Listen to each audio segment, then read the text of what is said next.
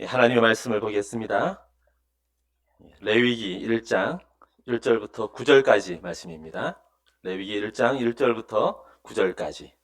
제가 먼저 읽겠습니다. 여호와께서 해막에서 모세를 부르시고 그에게 말씀하여 이르시되 이스라엘 자손에게 말하여 이르라. 너희 중에 누구든지 여호와께 예물을 드리려거든 가축 중에서 소나 양으로 예물을 드릴지니라.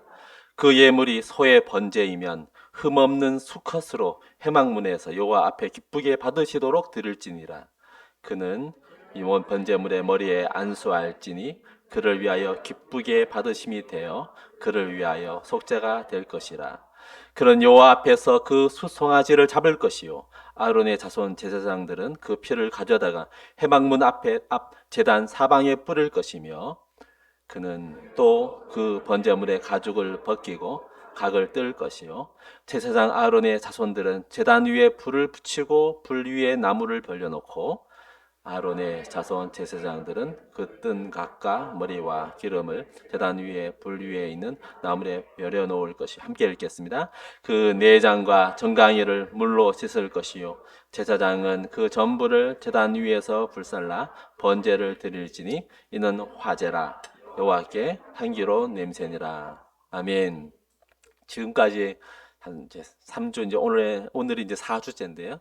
잠깐 복습해 보자면 우리가 구원받았다고 할 때 그 핵심이 이제 예수 그리스도라는 것을 말씀드렸죠.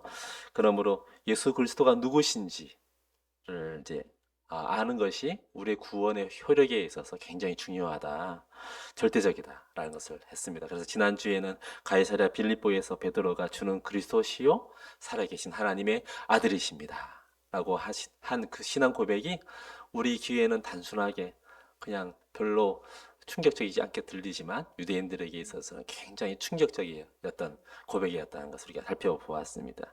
드디어 유대인들이 갖고 있었던 메시아에 대한 고정관념이 깨진 것이죠. 예수 그리스도의 그 존재, 이것을 이제 신학적인 말로는 그리스도의 위격이라 그래요. 이 부분. 예수 그리스도는 누구신가에 대한 부분을 신학적인 말로는 위격이다. 그리스도의 위격. 또 한 부분을 예수 그리스도의 죽으심과 고난, 또 부활하심에 대한 구원에 대한 다른 효력, 이것을 이제 신학적인 말로서는 그리스도의 사역이다. 그래서 이제 그리스도의 위격과 그리스도의 사역이 이 복음을 주로 이루고 있다라고 하는 것이죠. 그래서 이제 이 그리스도의 위격이 이제 완성되자 예수님은 이제 그리스도의 사역을 제자들에게 알리셨습니다. 그래서 마태복음 16장 우리가 맨 끝에 우리가 봤던 지난주에 봤던 맨 끝에 보면 이때로부터 예수께서 자기가 예루살렘에 올라가 장로들과 대제사장들과 서기관들에게 많은 고난을 받고 죽임을 당하고 제3일에 살아나야 할 것을 제자들에게 비로소 가르치시니라 이렇게 돼 있죠. 그 이후에 이제 예수님께서 이러한 순환, 이 고난, 이 죽음에 대한 것을 세 번을 통틀어 세 번을 가르치셨다고 성경은 나와 있는데요. 이 율격을 이해한 듯 했으나 예수님께서 이 사역을 이제 알리셨어요. 순서상으로 맞는데 제자들은 예수님의 그 바램대로 이해했고 이제 또 이해하고 이렇게 순리대로 흘러갔을까요? 흘러가지 않았습니다. 사실은 이것도 잘 이해 못했기 때문에 이걸 이해 못한 것일 수도 있겠죠. 예수님께서 내가 이 고난을 받고 또 죽임을 당하고 살아나야 할 것이다 이렇게 말하니까 제자들에게 충격이었어요. 제자들 또한 또 충격을 받았어요. 지금 이것도 이해하기도 너무 충격적이었는데 이것은 또 더한 충격이었습니다. 그래서 제자들 중에 베드로가 또 이제 또 나서서 또 나서기 시작하죠. 그래서 성경에는 간하여 붙들어서 간했다라고 하지만 영어에서는 beg and rebuke 이렇게 했어요. 마치 꾸짖듯이 예수님께 간청했다는 것이죠. 주여 그리 마옵소서. 결단코 그 일이 이루어지지 않을 거라는 것을 그렇게 해서는 안 됩니다. 라고 그렇게 했습니다. 주여 그리 마옵소서. 이 일이 결코 주에게 미치지 아니하리이다. 이렇게 했습니다. 제자들은 우리가 앞으로 좀 더 이제 다음에 이것을 좀 더 깊이 다룰 텐데요. 제자들은 여전히 예수님의 곁에 붙어 있었던 이유가 예수님의 큰 이유 중에 하나는 능력이죠. 범상치 않은 사람이야. 나중에서야 이제 베드로의 고백을 통해서 하나님의 아들이라는 것을 알았지만 아무튼 범상치 않는 능력, 기적을 행하는 특별한 능력을 가진 특별한 사람이에요. 지금도 정치인들, 유력한 정치인들 옆에는 구름대 같은 많은 사람들이 함께 다니죠. 물론 순수한 정치적인 동기로 붙어 있는 사람도 있지만 많은 경우엔 이제 이 사람이 한 자리를 얻으면 대통령이 되면 내가 또한 뭐 장관이 되기도 하고 하다못해 자그마한 기관의 장이 될 수도 있고 하나 떡거물을 하나 딱 건져 먹으려는 그런 마음에 있는 것이죠. 그와 똑같은 마음으로 제자들도 예수님에게 그러한 바람이 있었어요. 비록 갈릴리 지방 같은 지방을 전전하면서 다녔지만 이제 곧 예루살렘에 올라가신다고 하니 이제야 예수님이 이제 뭔가를 사람들에게 보여주시고 이렇게 왕좌 같은 큰 위치에 오를 건데 그동안 우리가 함께 고생한 우리들을 그냥 소홀히 여길 분이 아니다. 그래서 이제 무슨 일이 일어납니까? 예수님은 죽으러 예루살렘에 올라가는데 제자들은 가는 길에 다투죠. 누가 크냐? 다투고 예수님께 청을 넣죠. 나는 오른쪽에, 내 동생은 왼쪽에 앉혀주십시오. 눈 깜빡하고 알죠? 하니까 그것을 지켜보던 다른 제자들이 가만둡니까? 저것들 뭐 하는 거야 지금? 하고 이제 서로 간에 다툼이 일어나죠. 동상이몽. 예수님은 죽으러 간다고 분명히 말씀은 했는데도 불구하고 제자들은 자기들의 그 야망과 자기들의 앞으로의 그 꿈에 이렇게 들떠서 있는 것이죠. 이해하지 못해요. 몇 번을 계속해서 내가 죽으러 간다, 내가 죽어야 한다라고 말해도 이해 못해요. 그렇게 하면 안 된다는 것이죠. 이해 못합니다. 산 넘고 산이다라고 산 넘어 산이란 말도 있듯이 참 이 기독교가 다른 종교와 다른 점이 이와 같은 그 면에서도 찾을 수 있는 것 같습니다. 다른 종교는 이런 수고를 할 필요가 없죠. 그냥 내가 만들어낸 신이니까. 그런데 기독교의 신은 이와 같은 어려움이 있어요. 사람들은 끊임없이 하나님의 뜻을 부정하고 받아들이려 하지 않고 그럴 때마다 그럼에도 불구하고 위에서 아래로 하나님이 참아주시고 끝까지 설득하시고 이런 것이 이루어지는 것을 또 볼 수가 있습니다. 하나님이 누구신가를 이해하지 못했는데 그 신이 죽어야 된다. 내가 죽으러 왔다라는 말을 어떻게 이해할 수가 있겠어요? 이것을 아는 것이 결국엔 또 이것을 알 수 있도록 도와주는 길이기도 합니다. 서로 보완적인 위치에 있어요. 예수님이 왜 100% 인간으로, 동시에 100% 신으로 오셔야 되는지, 이 이유가 요 안에 들어있기 때문이에요. 왜 100% 신이요, 100% 인간으로서의 존재, 위격으로 왜 오셔야 되는가가 여기에 이유가 들어있기 때문이에요. 그 십자가의 죽으심에 대한 이유가 그 존재의 이유가 여기 함께 들어있기 때문에 서로 맞물려 있어요. 논리적으로 꽉 맞물려 있거든요. 그것을 이제 인간들이 이해할 수 없죠. 또 하나님도 그것을 굳이 친절하게 이해시키려고도 하지 않아요. 성경의 곳곳에 암시적으로 탁탁탁탁 있습니다. 오늘 이제 그것을 한번 볼 것 같은데요. 우리는 이제 질문을 던져야 됩니다. 하버드 대학과 서울대에서 또 한국 여러 대학에서 교수로 활동했던 분이 어떤 간담회라는 거 하나요? 그것을 이제 말씀하는 것을 제가 한번 보았는데요. 하버드생과 서울대생의 차이 뭐가 있을까요? 똑똑하기는 서울대생이 더 똑똑할 수 있다고 하더라고요. 근데 문화가 다르대요. 토론 문화 그리고 이제 점수 산정 방식. 서울대생도 어느 대학 한국과 마찬가지로 자기 능력 얼마나 잘 기술을 하느냐, 잘 써내느냐, 이거에 따라서 점수를 거의 다 주는 반면에 하버드에서는 누가 많이 참여하느냐, 토론에 활발하게 참여하고 적극적으로 자기 의견을 아주 논리적으로 펼치느냐에 따라서 점수를 매기는 그런 그 차이가 있다고 하더라고요. 그래서 우리는 물론 이제 장단점이 있겠죠. 그렇죠. 근데 사실은 우리 문화도 원래는 이런 토론 문화가 굉장히 활발했던 곳이에요. 나라예요. 문화예요. 그래서 약간 변질돼서 그렇지. 일제시대 때. 우리 민족성이 사실은 서로 함께 토론하고 이야기하는 것을 굉장히 좋아하는 민족입니다. 잘못된 하나의 그런 시기를 거치면서 우리가 이상하게 고정화 되어버린 것이죠. 다시 옛날로 좋은 면을 되찾아야 할 것 같아요. 질문을 막 던져야 돼요. 사실은. 어떤 경우에는 설교 중에도 막 질문을 던지는 분들도 있어요. 괜찮아요. 무시하면 되니까. 괜찮습니다. 그러나 이제 질문하는 태도는 굉장히 좋은 거죠. 이쯤 하면 우리의 마음속에, 생각 속에 질문이 떠올라야 돼요. 왜? 이미 여러 가지 질문들이 이미 떠올랐을 거예요. 왜 굳이 우리에게 구원이 왜 필요한가? 막 이런 것부터. 왜 주님이 죽으셔야 된다는 것이지? 왜 나를 위해서 주님이 죽으셔야 된다는 것이지? 이런 질문들을 해야 되잖아요. 그죠? 질문을 해야만 해답을 찾으려고 하는 노력을 합니다. 생각을 하게 돼요.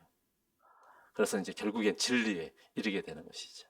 그 진리에 이를 때 진리가 너희를 자유케 하리니라고 하죠. 그 진리는 예수 그리스도라고도 말하지만 그래서 우리가 자유케 됩니다.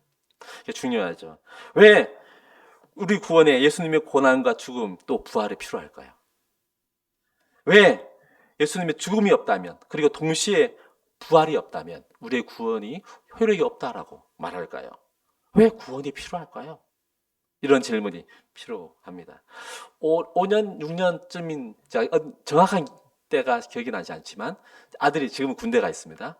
중학교 때였는지 고등학교 1학년 때인지 기억이 안 나요. 그런데 밤에 이제 식구들이 모여서 이제 성경을 읽고 이렇게 하는 시간이 있었는데 하루는 아들이 아주 진지한 태도로 별로 진지하지 않거든요. 성경을 읽어도 이렇게 강압적으로 와서 이렇게 앉아 있지 즐거운 마음으로 한 번도 읽은 적이 없기 때문에 그냥 자기 차례 되면 아주 그냥 성의 없는 태도로 그 내장과 그 정강이를 물렸을 것이죠. 제사장 그 선물을 뭐 이런 식으로 그냥 쫙 최대한 빨리 지나고 빨리 끝나고 빨리 잡시다. 자기 놀고 싶어가지고 그런 태도였는데 그날만큼은 굉장히 진지한 태도로 이렇게 있더라고요. 표정이. 그러더니 질문이 훅 들어와요. 아빠. 그런데 왜? 아니 왜? 흥분해가지고 왜 하나님이 왜 지옥을 만들었어요? 대뜸 훅 들어온 거예요. 혹시 여러분의 자녀 중에 혹시 그런 질문을 한 자녀가 있습니까? 왜 하나님이 지옥을 왜 만들었느냐? 훅 들어왔어요. 제가 이제 다울의 인생에 대해서 쭉 앞에서 보아왔잖아요. 아들이 이름이 다울이에요. 이제 다울이가 왜 이 질문을 했을까 하고 잠시 묵상을 했습니다. 한참 잠깐이지만 왜 얘가 갑자기 이 질문을 하게 되었을까? 나름대로의 판단을 했어요. 얘가 지금 한참 재밌는 삶을 살고 있어요. 친구들과 너무 재미있고 그야말로 향락에 빠질 즈음에 학교에서도 선생님이 전화가 왔더라고요. 물론 오해죠. 혹시 아버님, 다울이가 혹시 일진 아닙니까? 이렇게 전화가 올 정도로 얘는 절대 일진은 아니지만 그토록 어느 다른 그룹과 잘 막 놀러 다녔어요. 인생의 즐거움을 막 느끼던 그때 걸리는 게 하나 있었으니 지옥이에요. 지옥만 없다면 그동안 열심히 배워서 그래서 교회는 자주 잘 다녀서 그래서 알고 있었단 말이에요. 지옥에 관한 것을. 지옥만 없다면 마음껏 놀 것 같은데 이 지옥 때문에 마음 한쪽이 걸려. 그래서 지금 분노가 나는 거죠. 왜 하나님이 이 지옥이라는 걸 만들어가지고 나로 하여금 몸놀게 하느냐. 마음껏 이 불만이었던 것 같아요. 그래서 제가 다울에게 한마디 했습니다. 다울아, 하나님이 지옥만 만들었냐? 하나님이 천국도 만들었다. 근데 너는 왜 굳이 그 지옥에 꽂혀서 지옥만 생각하니? 이렇게 제가 질문한 것이 있었는데요. 오늘은 좀 밑을 봅니다. 사람들은 지옥을 싫어합니다. 그죠? 더군다나 전도하다 보면 사형리 이렇게 전도하다 보면 수많이 들었던 것들 중에 몇 가지가 있는데 그 중에 하나가 죄인이라고 하니까 모든 사람은 죄에 빠져 있으며 이렇게 내가 설명 제2원리 이렇게 하고 있거든요. 제2원리 모든 사람은 죄에 빠져 있으며 이렇게 시작하는데 거기서 갑자기 잠깐만요. 그래요. 많은 사람들이 잠시만요. 잠깐만요. 저는 죄 안 지었습니다. 저는 죄인 아닌데요. 이렇게 말해요. 죄인이라는 말을 굉장히 싫어하고 인정하지 않습니다. 이게 이제 죄에 대한 근원적인 오해가 있기 때문이죠. 그리고 죄하면 범죄, 도둑 그렇게 말하니까 이제 나는 그런 도둑질 하지 않았고 저는 그런 죄를 짓지 않았습니다. 이렇게 말하는 것이죠. 그런데 성경에서 말하는 죄는 약간 다르죠. 많이 다릅니다. 성경에서 말하는 죄는 그냥 어원적인 해석은 목표를 벗어남, 하마르티아라고 해가지고 목표에서 벗어남, 관역에서 떠남 또는 범법함 또 포함되지만 가장 큰 의미는 목표에서 떠나는 것. 하나님이 정해놓은 관역을 벗어난 것.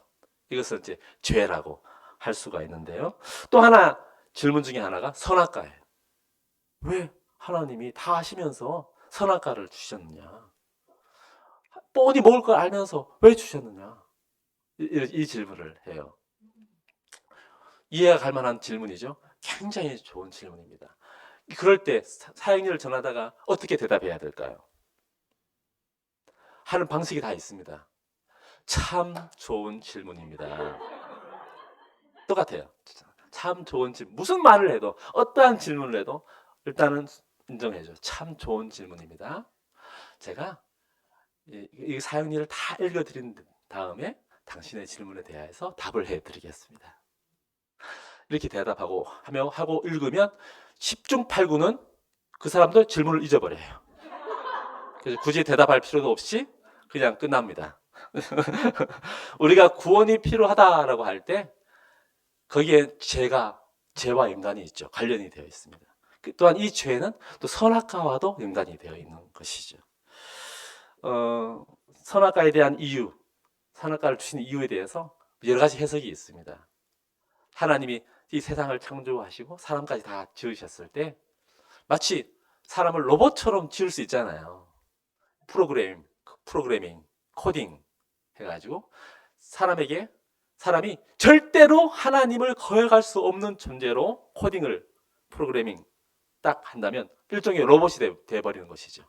자유의지가 하나도 없는 나의 모든 계획 속에서만 움직이는 그런 로봇 같은 존재가 아닌 것을 보여주는 증거로서 선악과. 너는 나를 거역할 수도 있는 존재야. 라고 하는 것을 보여주는 증거다. 또 하나는 하나님은 창조주시죠. 조물주이시죠. 우리가 어떠한 사람이 아무리 개를 이뻐한다 할지라도, 애완견을 이뻐한다 할지라도 개하고 계약을 맺는 경우는 드뭅니다. 혹시 있을 수는 있어요. 그러나 거의 그렇지 않습니다. 계약이 성립되지 않죠. 왜요? 계약은 서로 동등한 비슷한 존재들끼리 하는 것이요. 개와 인간이 계약하지 않습니다. 계약서를 주고받지 않죠. 어떤 언약을 하지 않습니다. 그런데 조물주이신 하나님이 상대도 안 되는 비교조차 할 수 없는 인간, 피조물인 인간과 계약을 했어요. 언약을 했어요. 이것은 너무나 하찮은 우리의 존재, 인간의 존재를 하나님이 너무나 높이 올렸다. 그에 대한 증거다. 이렇게 보는 해석도 가능합니다. 또 하나는 선악과를 먹는 것을 금지했다는 이유와 관련해서 이 선악에 대한 판단 기준을 하나님이 원래 갖고 있죠. 하나님이 선과 악, 옳고 나쁨, 옳고 그름에 대한 기준을 하나님이 갖고 있었는데 선악과를 먹는 순간 그 기준을 인간이 탈취하는 거예요. 인간이 선과 악에 대한 기준, 내가 옳고 그름에 대한 기준을 인간이 갖고 있는 것이죠. 하나님이 그럼에도 불구하고 인간이 먹을 것을 아셨어요. 또 먹어야 될 것 같아요. 우리가 부모가 자녀를 키우다 보면, 여러분 중에 중학생 손 들어보세요. 네, 하세요. 2학년 손 들어보세요. 2학년. 2학년 올라가는 거예요. 예, 많아요. 엄청나게 무서운 사람들이에요. 제 딸아이가, 막내가 이제 막 고등학교 올라갔는데, 어렸을 때는 한없이 착했어요. 너무나 착했어요. 근데 애가 중학교 중2쯤 되더니 애가 완전히 돌변해가지고, 이 영상을 보고 있는 다혜야, 미안하다. 돌변해가지고, 애가 마치 딴 사람이 되었어요. 정말 딴 사람이. 그냥 문을 닫고 들어가더니 안 나오더라고요. 동굴 속에 딱 나오더니 무슨 말만 하면 왜? 싫어, 안 해!를 입에 달고 사는 그런 사람이 되었거든요. 사춘기 시절, 부모 아래 이제 사춘기를 거치는 것이죠. 이것이 부정적으로 보면 한없이 부정적이지만 하나의 과도기잖아요. 이제 성인이 되어가는 하나의 단계죠. 그런 하나의 부모 아래, 만약에 이 아이들이 부모 아래 없는 채로 사춘기를 거친다. 그러면 엄청난 재앙이죠. 힘들 겁니다. 부모 아래 없는 아이들은 사춘기도 안 거쳐요. 그럴 여유가 없어요. 부모 아래 있으니까, 보호 아래 있으니까 사춘기를 그냥 막 거치는 거예요. 내가 이 사춘기를 거치면서 그야말로 무슨 짓을 하더라도 받아줄 사람이 있으니까 하는 것이야. 이걸 거치면서 어른이 되어갑니다. 마치 선악과를 탁 먹는 것도 하나님이 보시기에는 이 사춘기로 접어드는 것 같아요. 그러면서 뭔가 보면, 성경에 보면 눈이 밝아져. 이제 선과 악을 판단하는 능력이 자기가 생겨버린 것이죠. 그때는 자기들이 벗은 것을 그것에 깊이 있게 생각하지 못했어요. 눈이 밝아져서 자기가 벗은 것을 알고 나뭇잎을 엮어서 옷을 입었죠. 여기서 신기해야 됩니다. 왜? 왜 그런 마음을 먹었을까? 동물들, 전부 다 옷 입은 동물들 본 사람, 옷 입은 거 하나도 안 봤어. 어떠한 존재도 옷을 지어 입은 것을 한 번도 본 적이 없는 아담 하와예요. 그런데 왜 선악과를 먹고서 자기가 옷을 벗었다는 것을 알았을까요? 신기하죠? 뭔가 선악과를 먹으면서 자기가 자기 스스로에게 판단을 하고 선과 악에 대한 판단을 자기 스스로에게도 내린 겁니다. 수치심을 느끼는 것이죠. 그렇죠? 오늘날 선과 악에 대한 판단을 인간이 가져가서 한참 지났죠? 그래서 이 사회가, 이 모든 이 국제사회가 어떻게 흘러갑니까? 그야말로 혼돈과 혼란이 가득한 것이죠. 그 어디에도 기준이 되는 것을 찾아볼 수가 없습니다. 기준을 무시하죠. 절대 진리를 무시하는 세상이 되어버렸습니다. 모든 판단의 기준은 나예요. 내가 정체성이 무엇이든 간에 내가 옳으면 옳은 거예요.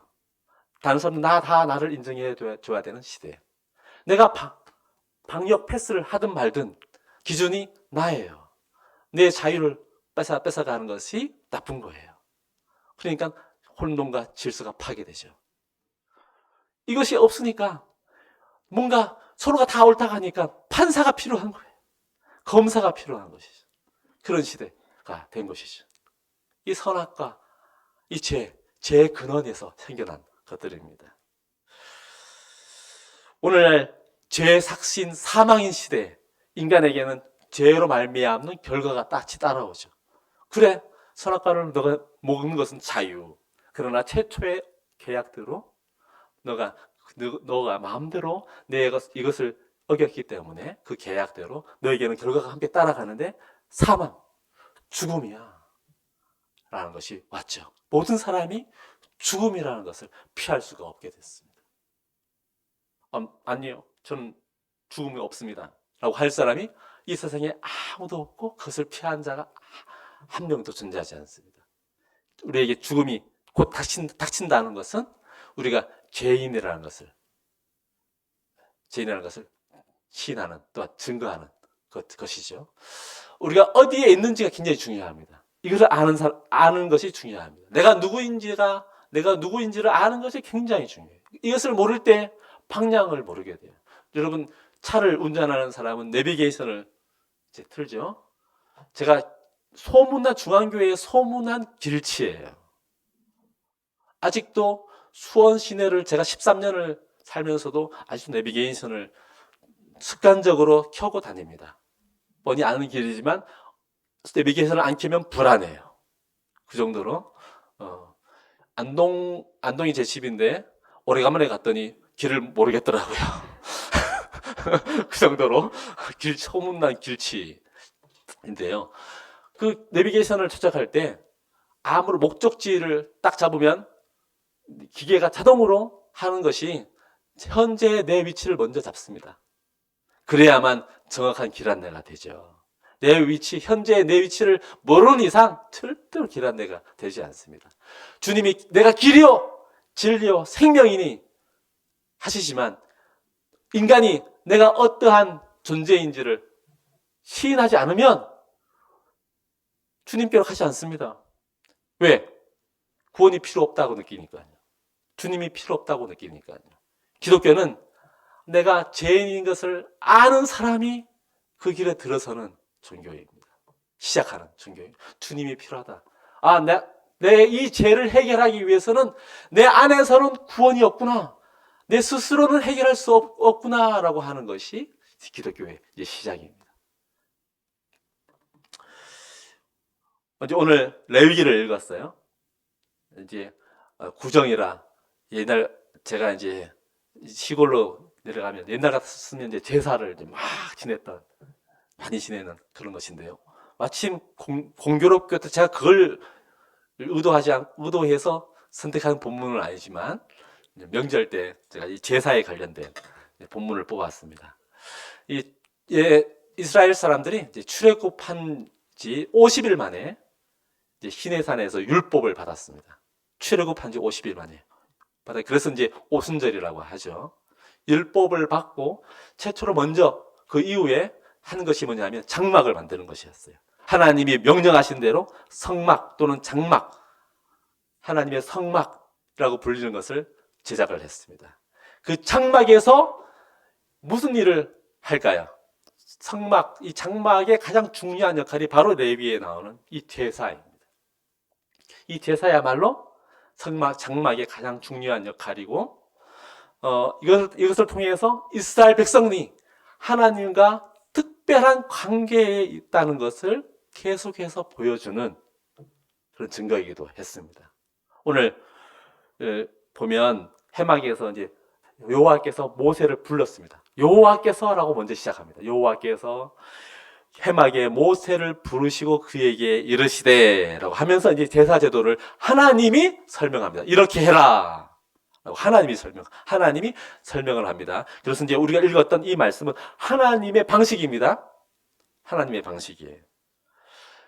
제사라고 하면 우리가 이제 이거를 읽었음에도 불구하고 그냥 하도 사람 그냥 짐승 잡아서 죽여서 바치는 거 이렇게 생각하죠. 이 안에 우리가 읽었지만 굉장히 뭔가 비밀이 있어요. 제사를 드릴 때 이스라엘 백성들 맨 처음에는 나중에 변질되었지만 초에는 엄청나게 정성스럽게 제사를 지냈습니다. 5대 제사라고 하죠. 이 번제, 오늘 읽은 것은 번제예요. 번제. 그 다음에 소제, 화목제, 속죄제, 속건제, 총 5대 제사가 있어요. 제사가 있는데 아무튼 이것은 모든 것을 제사라고 하는데 주된 것은 소제를 제외하고는 다 피 흘림이 있습니다. 짐승을 잡아 죽여요. 꺼리죠. 본능적으로 싫어합니다. 우리가 원치 않은 것이죠.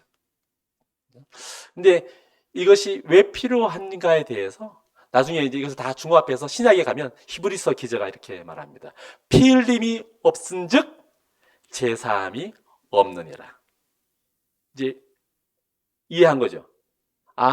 피 흘림은 곧 제사함과 관련되어 있는 거예요. 이 제사를 통해서 하나님은 죄와 함께 할 수 없는 하나님이 이스라엘 사람들과 이스라엘 공동체에 임하기 위해서는 죄를 없애야 되는데 제사를 통해서 죄를 없애주고 거기에 하나님이 함께 임재할 수 있었던 것이죠.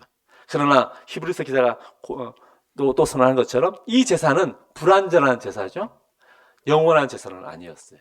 예수 그리스도가 말로 영원한 제사죠. 아까 말했던 것처럼 이스라엘 사람들은 굉장히 제사를 소중히 여기고 아주 진지하게 임했거든요. 여기 보면 그 외에도 첫 번째 왜 수확물을 바치는 곡식을 중에 바치는 것도 그냥 우리는 어떻게 할까요? 일단 많이 수확한 것 가운데서 그냥 툭 아무거나 한 말 툭 떠가지고 툭 갖다 바칠 수도 있지만 이스라엘 사람들은 그렇게 하지 않았어요. 만약에 논에 벼라면 이스라엘 농부들은 벼가 익을 때쯤 이삭이 날 때쯤에 미리 매일처럼 아침 저녁으로 그 밭에 그 논에 왔다 갔다 합니다. 유심히 살핍니다. 그래서 혹시 벼농사를 지어본 분들 알지만 동시 일시에 이삭이 팍 올라오지 않습니다. 어떤 것 중에 한 무리에 이삭이 살짝 피려고 하는 것이 있어요. 그러면 그것을 가져다가 빨간색 끈으로 주변을 묶어 놓습니다. 처음 익어가는 것 중에서도 가장 처음인 것이죠. 그것을 다 익고 그것이 다 익으면 딱 잘라서 그 단을 가지고 제일 먼저 바칩니다. 짐승은요 어떻게 할까요? 1년 된 양이나 소를 바친다고 하면 이미 어떤 것은 그냥 아무 때나 제 제사 시절쯤 돼서 여보 뒤에서 이제 1년 된 거 중에 하나 끌고 와 할 수도 있지만 그렇게 하지 않았어요. 맨 처음에는 미드라시라고 하는 그런 구전에 보면 다 그렇게 소재에 대한 첫 익은 곡식에 대한 표현이 나오거든요. 이미 1년 전부터 집중 관리하는 것들이 있어요. 그래서 점 없는 것들을 집중적으로 관리해서 걔네들을 데리고 가는 것이죠. 이제 시작됩니다. 걔네들을 데리고 장막으로 데리고 가는 거예요. 길에서부터 얘들과 함께 이미 스토리가 시작되는 것이죠. 1년 동안 애지중지 키운 것들이에요. 어떤 것들은 어떤 경우에는 아마 이름도 붙여놓을 수도 있겠죠. 사랑아, 미안하다 라고 하면서 이제 아유 하면서 데려가겠죠. 행망문에 딱 이르렀어요. 그럼 어떻게 할까요? 제사장님 저 왔습니다. 데려왔고요. 잘 부탁드립니다. 잘 부탁드립니다. 떡도 함께 가져왔는데 드시죠. 하고 할까요? 이제 알아서 해주십시오. 그렇지 않아요. 자 보면 그 예물이 소의 번제이며 하면서 3절에 했잖아요. 4절에 그는 번제물의 머리에 안수할지니 먼저 해야 되는 것이 그 번제물의 머리에 양이나 소의 머리에 안수를 합니다. 미드라시에 보면 그 어떻게 동작해야 되는가까지 나와 있어요. 두 손을 귀와 귀 사이 이마 위에 놓고 강하게 누릅니다.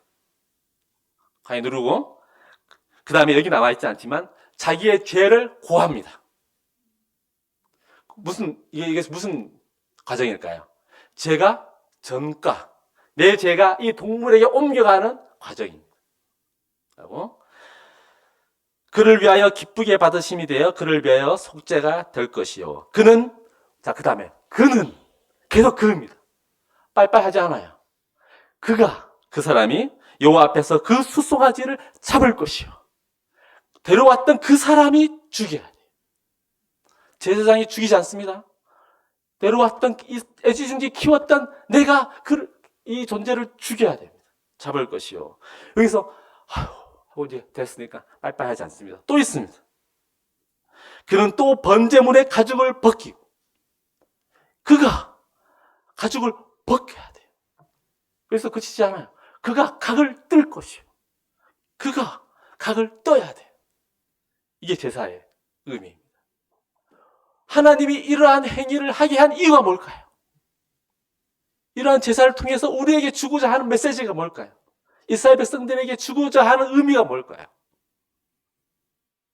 몇 가지가 있습니다. 첫 번째, 하기 전에 이것을 제주도에 가면 제주 열방대학이라는 게 되어 있어요. YM 예수 전도단. 저는 그 소속이 아니지만 제가 그 사람이 거기서 나온 간사대 그 설교를 들은 적이 있어요. 그래서 저도 깜짝 놀랐는데 1년에 한 번씩 이 레위기의 말씀을 한번 해보는 거예요. 실습해 보는 거예요. 거기에 젊은 대학생들, 남녀 대학생들이 많이 와 있거든요. 9개월간인가 이 SBS 과정을 거치는 사람들이 많아요. 그들 중에 이제 도축 허가를 받고 양 한 마리를 가지고 옵니다. 그래서 이 그를 뽑습니다. 그가 될 사람을 뽑아요. 제비를 뽑죠. 그런데 한 해는 여리고 여린 자매가 뽑혔어요. 걔는 벌써 자기가 뽑혔을 때부터 이미 기절하기 직전이었어요. 아! 자, 숨 넘어가는 듯한 그런 표정을 지으면서, 그런데 옆에서 막 형제들이 할 수 있어. 괜찮아. 다 어차피 해야 되잖아. 할 수 있어. 격려하고 하죠. 이제 모든 사람들이, 많은 사람들이 도와주기 위해서 붙죠. 칼을 손에다 쥐어주고 그 양에 다 잡아서 잡을 수 있도록 다 준비해주고, 손을 부들부들 떨고 있는 자매의 손을 쥐어서 양의 목 근처에 딱 갖다 대고 그거 수차례 해도 움직이지 않아. 울기만 하고 못해요, 안 돼요. 계속 안 돼, 넌 해야 돼. 너 선택했잖아. 하나님이 널 선택한 거야. 너가 해야 돼. 하나님이 선택을 받은 거야. 너가 뽑았잖아. 해가지고 강압하고 해가지고 하는 수 없이 비명을 치면서 안 죽었다. 다시 안 죽었다. 울음바다가 되는 거죠. 뭘 느낄까요? 그래서 뭘 느끼고자 할까요? 여기 몇 가지가 있죠. 죄가 얼마나 무시무시하고 얼마나 무거운 것인지, 죄가, 우리가 쉽게 짓는 죄가 하나님의 특별히 원죄라는 것이 얼마나 무서운 것인지. 두 번째, 죄를 사함받기가 얼마나 또한 어려운 것인지. 세 번째, 그런데도 불구하고 희망적인 것이 있어요. 죄가 용서받을 수 있는 기회가 있네요. 길이 있네요. 그렇죠? 그것은 누군가가, 무엇인가가 내 죄를 대신 가져가지고 죄의 값을 대신 치르기만 한다면 내 죄가 해결되는 것이죠. 이것을 하나님은 제사 제도를 통해서 우리에게 가르쳐 주는 겁니다. 그런데 이것이 일시적인 것이죠. 한정적인 것이죠. 불완전한 것이죠. 논리로 꽉 차 있는 이 성경에서 죄도 논리입니다. 구원도 논리입니다. 사실 우리는 논리의 세상 속에 살아가고 있어요. 논리에 의해서 우리는 설득되고 논리에 의해서 우리는 거래합니다. 이만한 이 컵을 100만 원이에요 하면 논리적으로 안 맞아서 거래 안 합니다. 그런데 만약 여기에 샤넬 딱 붙으면 사가요. 이 논리적으로 이게 뭔가 개연성이 있고 합당하다 느끼면 사갑니다. 어떤 사람은 논리적이다 생각하죠. 1 플러스 1는 이것만 논리인 것이 아니라 뭔가 설득이 되고 개연성이 있고 합당하다라고 하는 것이 다 논리적인, 다 논리에 의해서 살아갑니다. 월요일에 와서, 여기에 와서 아니 왜 예배를 안 하냐고 할 사람이 없죠. 논리적이지 않죠. 마찬가지로 죄라는 것이 논리에서 출발하죠. 죄를 우리의 눈에 보입니까? 눈에 보이지 않아요. 눈에 보이지 않기 때문에 여러 가지가 필요하죠. 눈에 보이지 않기 때문에 좋은 점도 있고 나쁜 점도 있어요. 눈에 보이지 않기 때문에 안심하는 거예요. 내 죄가 안 보여서. 불안한 것은 남의 죄가 안 보여서 불안한 거예요. 그래서 검사가 필요하고 변호사도 필요하고 법체계가 필요한 것이죠. 눈에 보이지 않는 이 죄가 이 논리, 구원도 논리예요. 하나님이 논리의 문제를 논리로 푸신 겁니다. 구원이라는 논리를 짜 가셨어요.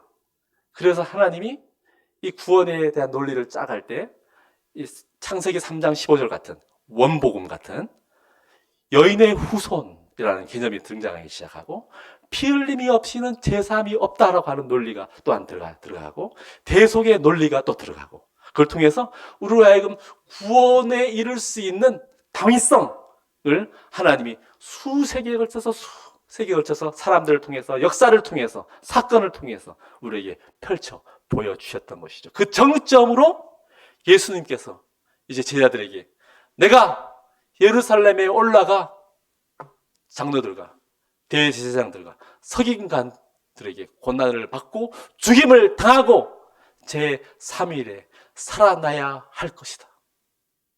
왜? 이유를 제자들은 몰라요. 모르기 때문에 이해를 못하는 것이죠. 그렇기 때문에 제자들이 구원이 왜 필요한지, 왜 예수님이 그러한 죽음으로 예루살렘에 올라가셔야 되는지 이해할 수 없었기 때문이죠. 오늘날도 마찬가지. 오늘날 이 지금 현재를 살아가고 있는 교회에 나와 있지만 여전히 우리에게 왜 예수님이 내가 필요하고 왜 예수님을 믿어야 하고 왜 교회에 나와서 하나님을 섬겨야 하는지 모르는 것은 모두가 다 그 출발점에서 문제가 생긴 겁니다.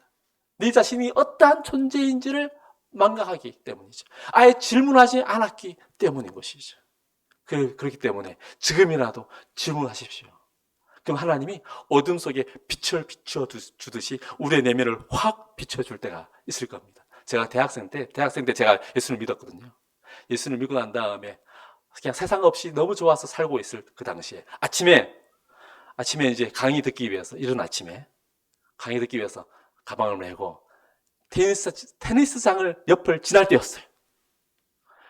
내 어두움에 마치 한 줄기 빛이 확 들어온 것처럼 제 안에 있는 어떠한 면을 하나님이 확 비춰주셨어요.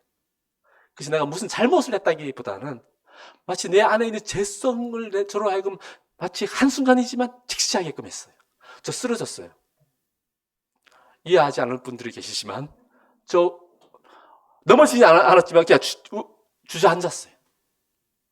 너무 나란 존재의 이 초라함, 더러움, 이 죄악에 대한 무서움, 제가 설명을 드릴 수 없지만 그 당시에 그 느낌이 확 와서 저도 모르게 확 주저앉았어요. 그러니까 그때부터 아마 저는 제 인생에 대해서, 나의 인생에 대해서 더 깊은 인간이 무엇인가, 죄는 무엇인가에 대한 아마 고민을 했던 것 같아요. 그것을 거치고 났을 때 주님이 왜 필요한지, 인생을 어떻게 살아야 하는지, 인생을 어떻게 바라봐야 하는지 시각도 함께 열려가는 것이죠.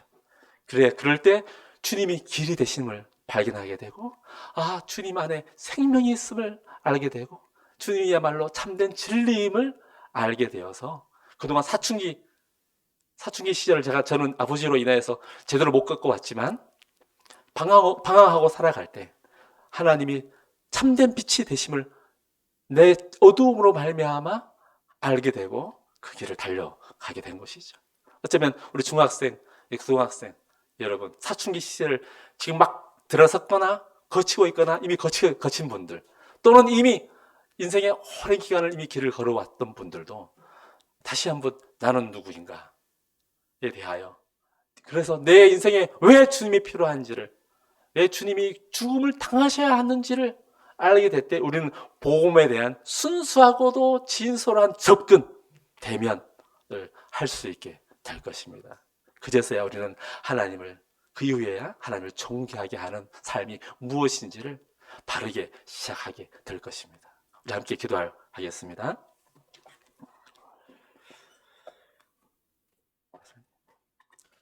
하나님이 비록 선악과라고 하는 것에 우리 인간으로 하여금 분노할 만한 것들을 주신 것처럼 느껴지지만 사실은 하나님은 더 좋은 것을 주시려고 하는 하나님의 선물이셨습니다.